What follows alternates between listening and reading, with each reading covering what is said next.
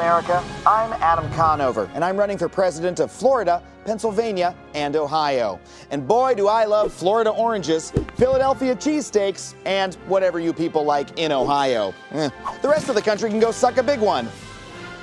Hi, America. I'm running for president for Florida, Ohio, Pennsylvania, Wisconsin, Michigan, Virginia. Swing states change, you dumbass. Adam ruins everything. Electoral college. This is something after Donald Trump swept the Electoral College. Not a historic victory, not a landslide, but a good victory. And he's lost the popular vote by a couple million votes. A lot of people saying, this is unprecedented. It's not. A lot of people saying, this is unfair. It's not. We need to do away with the Electoral College. We don't. And of course, Adam ruins everything at college humor. Emphasis on the college, no emphasis on the humor. They've talked about the Electoral College, and they've tried to do this whole rebuttal on the Electoral College, talking about why it's no longer relevant. So we are going to get into this piece by piece. Adam ruins everything. Namely correct information. Let's roll the first clip. Every 4 years, we hear the words Electoral College over and over again, but we never talk about what a ridiculous and, frankly, undemocratic system it really is. Oh, okay, undemocratic. This is the crux of the argument against the Electoral College, right? It's undemocratic. Yes. People like they fooled. No, that's by design. Let's start with this. Okay, the Marley was dead to begin with. The United States has never been a democracy, and that's important because if you understand it, you look through that prism, you'll understand why the Electoral College is necessary. These are just a bunch of quotes that you have from some of the founding fathers or signers talking about how pure democracy is evil. It's one of the greatest evils, Benjamin Rush wrote, because pure democracy is mob rule. Pure democracy is the mob of the majority can infringe on the rights of the minority. Now, I know that leftists love to act as though they're there to help minorities, but not when it comes to the Electoral College, not when it comes to someone over in flyover states. So that is the reason for the Electoral College. We are a constitutional representative republic. We are not a democracy. So if you understand that, well, then the rest of this is irrelevant. But most people don't understand that, and so there needs to be more convincing you. Let's go to the next clip. The Electoral College gives vastly more power to different voters depending on which state they live in. Bigger states. Nope, smaller states. If your state has less people, you have more power. Yeah. Let's keep going. Let's go to the next clip. Not too many people live in Wyoming, but they have 3 electoral votes, or 1 for every 135,000 voters. California is packed with people, but they have 55 electoral votes, or 1 for every 411,000 voters. Okay, so they try and show percentage-wise that there's more representation with Wyoming. But even if you look at it, 3 votes to 55 with California, it's pretty minute. Let's bring up another clip from everyone's favorite founding father, Hamilton. Let's bring up the Hamilton quote from Federalist Paper 68. The big reason for this is because you can't just have people pandering to a few big cities. Let's stop by New York, D.C., Los Angeles, San Francisco, Detroit in the 50s, promise them a bunch of stuff, wrap this up, and go home. So the whole reason to try and balance that power is because I know of these crappy states that you think of as flyover states, we'll continue and we'll get to that, like Wyoming, they can't have their vote drowned out by people who are corralled into big cities. I've talked about this a lot. This is why leftists want you in big cities. They want you on public transport. They want you to be dependent on government services. They want you to think it's a sense of community, robbing from your brother through taxes and bigger government. That's why they want you in big cities. It sounds so nice. It sounds so nice. But God, Wyoming shouldn't matter as much. Let's get to the next clip. Who cares if the Electoral College is kooky? I'm kooky. I have 2 turtles. Okay, well, it gets worse because the Electoral College also creates swing states. Oh, I love the swing states. They make election night so exciting, kind of like when my turtles move a little. Well, exciting? I think the fact that the entire election is determined by just a handful of states is really messed up. For one thing, it means presidential candidates can ignore almost the entire country.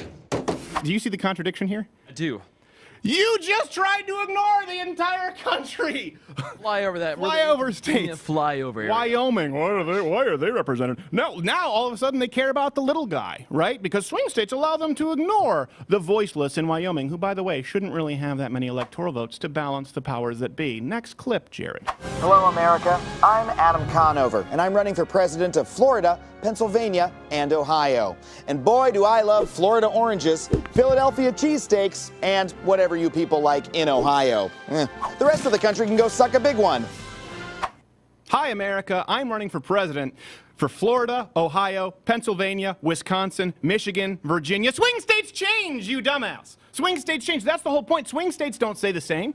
As party platforms change, as the principles change, you see that with Donald Trump. He's shaken up the whole map. Let's roll this final clip because I think it's relevant, and then we'll wrap this up. Thank you for the information. I cannot believe our beautiful system has become so messed up. Oh, no. The Founding Fathers designed our system this messed up.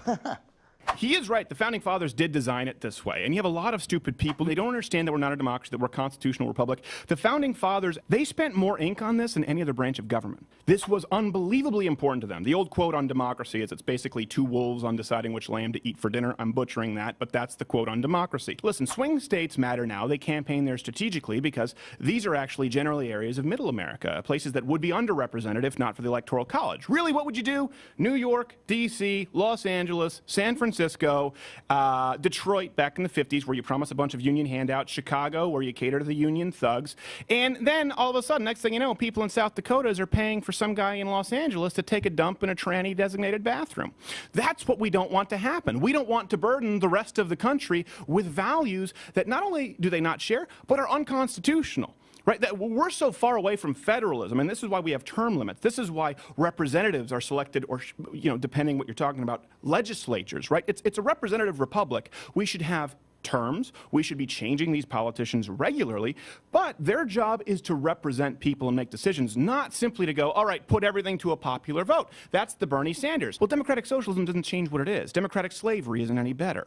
Democratic, I don't know, cheating at POG. The point is, just because people vote for something, it doesn't make it okay. They don't understand that the United States is not a democracy. They don't understand why this matters. They don't understand why the balance of power matters. And they don't understand why we don't want to be simply like Europe. They don't understand the principles behind federalism, behind enumerated powers, why states should have their own autonomy, and why representatives should be chosen by a legislature, and why they should be representing not only the people, but first and foremost, the Constitution. And this is one thing, too, from the left. We've talked about this a lot. They're always caring about diversity. Well, they don't really care about this kind of diversity, right? The Electoral College is a great representative.